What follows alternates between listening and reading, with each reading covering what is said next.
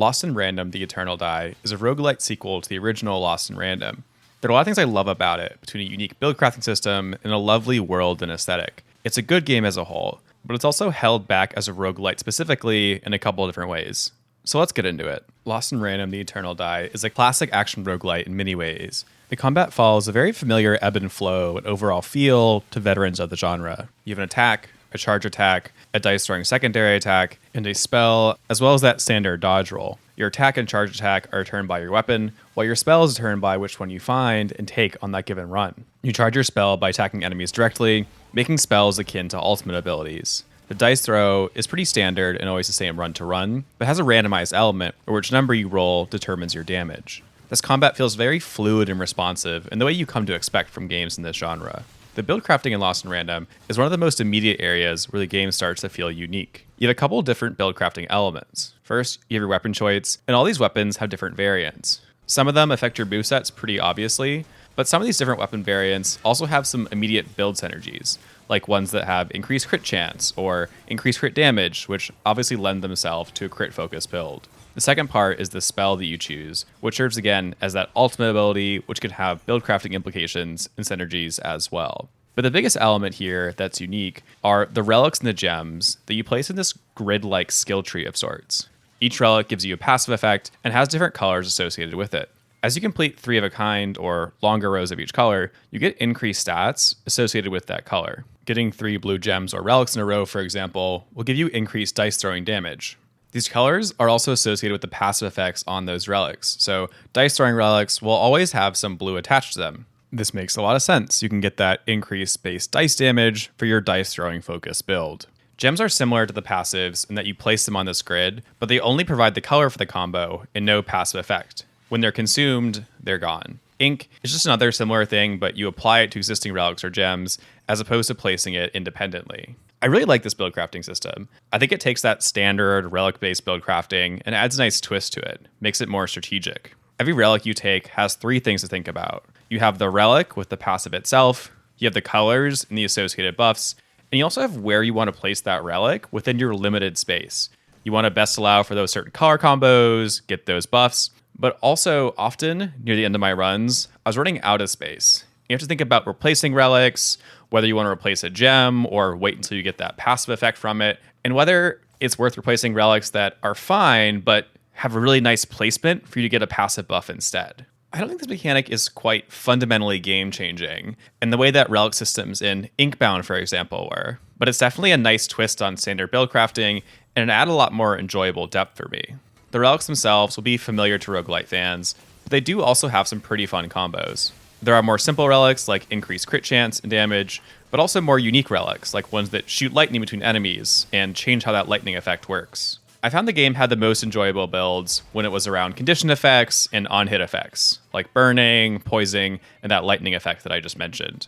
These could be incredibly fun and had some of the better synergies. There were also some more basic build types like buffing attack damage or dice damage, but I found those a little more generic and a little less engaging. As final gameplay odds and ends, the game does have an Isaac-like overworld where you clear rooms before choosing the next one in a grid-like fashion. Enemies spawn in waves, and you must clear all enemies before progressing onwards. Because of how the rewards work, where you get some reward for clearing each room, I basically cleared 100% of the rooms in almost all my runs, so that room layout and choice didn't really matter that much. One thing I will say, though, that's really nice is that between fights, you can teleport to important rooms, like the exit or the merchant, and that really sped up backtracking and reduced that annoying element that's present in some other roguelites. Let's talk about the variety and randomness in Lost in Random. Variety in this game mainly comes in the form of your starting weapon and your subsequent builds. The weapon variety is pretty good, but nothing crazy. You unlock 4 total weapons that each have now 5 different variants after a recent update.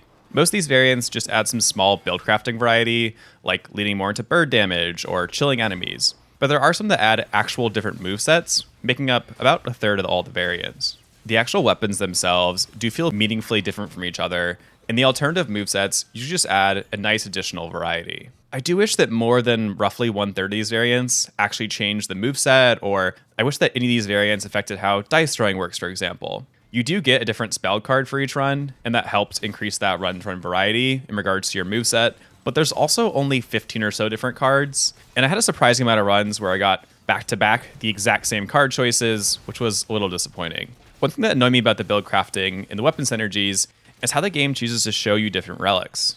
In a generally smart way, a lot of games do this, the game will not show you relics that modify or buff burning, for example, before you have any relics that actually apply burning. This makes sense because if you got those burning modifying relics without being able to apply burning, they'd all be useless and kind of frustrating. A lot of roguelites use similar sorting or RNG modification behind the scenes, and it makes a lot of sense. But in Lost in Random, it doesn't recognize your weapon as something that applies burning, for example.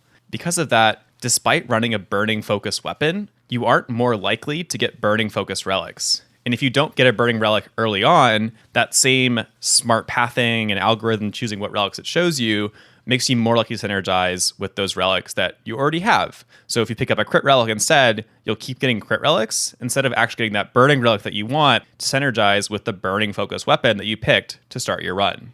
I picked a crit focused weapon for one of my runs, for example, and I didn't find any crit relics until 2/3 of the way into my run because of that relic choice algorithm.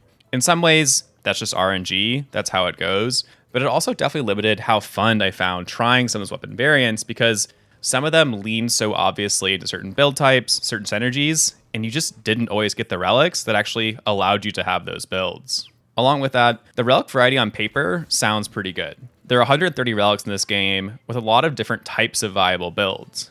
And I do think the game does a pretty decent job of overall variety in terms of number of types of builds, focusing on attacks, dice, spells, or a number of different passive or condition effects. That being said, not every build type feels equally fleshed out. I found that there was a lot more depth and strategy in status-focused builds, for example, and I found that 90% of my builds had some purple or conjuration as part of them, because there were just more relics there and some more obvious good, fun synergies. Along with that, I found that each build type or category had very little variety within it. I was pretty much getting all the same relics when I ran a crit build, for example, or a lightning build. And that pool of common relics to really start out those runs just needs to be a little bit bigger. I feel like I saw all the common relics, the ones you see in the first couple areas, within 5 hours or so. Though it took a lot longer, obviously, to see more of those rare ones, which required better RNG or enough other criteria to be met, like only appearing after you get a critical mass of poison relics. This made the start of every run of mine start to feel repetitive a little quicker than I would have liked. Another element of build RNG, there are some builds that inherently really lean into that RNG if that's something you're interested in. The secondary attack, the dice throw, always rolls a number which affects the dice damage. But more than that, a lot of dice relics will have specific effects based on that number that's rolled. So if you like more gambling, RNG focused builds and roguelites, Lost in Random can really lead into that, where if you get a 6, you get extra powerful effect, things like that. So as a whole, the build crafting has some decent variety with different types of build and different weapons. But I think it falls short in terms of truly long-term replayability because those relics started to feel repetitive a lot sooner than I would have hoped. Area variety-wise, I think all 4 areas do a good job of feeling distinct from each other. They have their own enemy pools and their own bosses that have meaningfully different movesets from each other's. The attack patterns and types of enemies for each area are also sufficiently different in a nice way. There are no alternative areas or alternative area bosses, though. The closest variety that does exist there are different mini-bosses you can find, and the first area has different boss variants. I wish they added some more variety or different variants to later bosses, but they do also have a boss challenge mode or challenge variant, which is added with the difficulty system.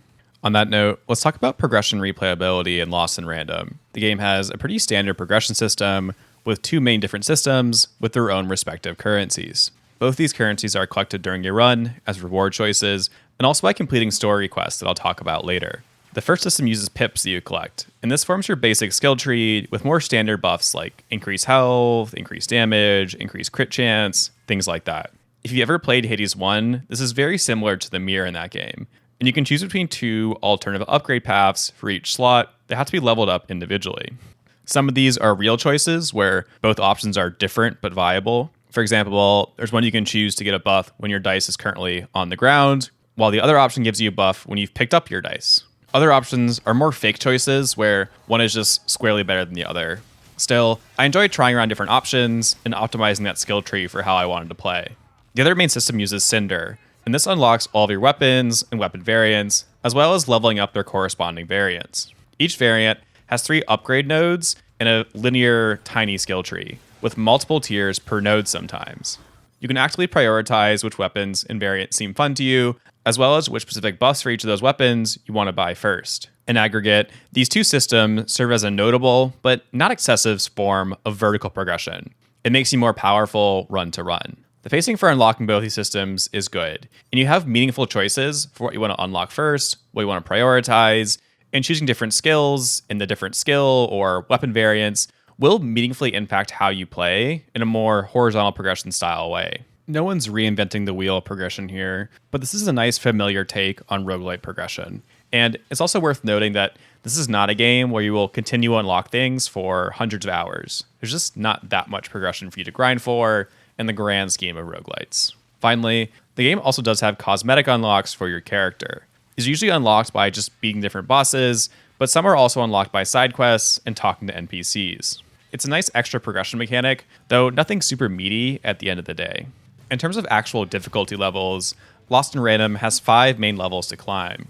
Each level increases the base stats of enemies to make them more challenging. More interestingly, each level progressively adds additional movesets to the bosses that makes them more engaging. None of these movesets are truly game-changing, but I really like how they build on each boss's core mechanics in a way that makes them a lot more fun to engage with, and of course, also more challenging. As you climb these levels, you also become required to take on randomized challenge modifiers that range from taking damage at the start of each room, increasing difficulty of certain areas, or giving certain enemy types more health. Some of these variants did force me to adapt in how I would build craft, how I would fight enemies, things like that, while others are more classic difficulty modifiers that aren't anything inherently interesting, like just adding more health. But they do, of course, add a much needed challenge. I got kind of frustrated with these modifiers eventually, where you're required to take 3 of them per area for 12 modifiers total during the run. It's basically guaranteed that I would get multiple frustrating modifiers, possibly comboed together, like ones that greatly increase enemy health being comboed with ones that